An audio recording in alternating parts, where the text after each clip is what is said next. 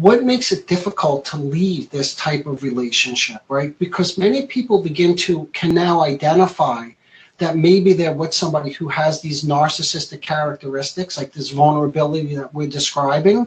Mm-hmm. But it's incredibly difficult for some people to leave this type of relationship.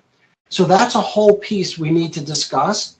But the short answer to it is they're kind of mothering, the vulnerable narcissist, which is absolutely true. So in the literature, there's something, the psychoanalytic literature calls it there's a different name for this, but in the more contemporary social media literature, it's called a shared fantasy.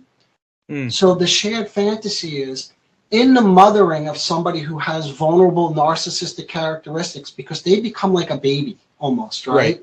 Right. So you become like the mother. There is something incredibly gratifying about that. As much as you may complain about it, that you want your partner or your adult child to be more independent, you cannot bear for them to be more independent. And it's so paradoxical that it's mind-boggling. But one of the reasons for this, according to this theory, is that there's this shared fantasy, and there's an immense level of gratification that you two are getting from being in this type of toxic relationship. If they do get out, and this happens with many people, I hear a lot of these stories, either they end up in a relationship that's very similar, and they say, oh, what a coincidence, I just happened to find somebody.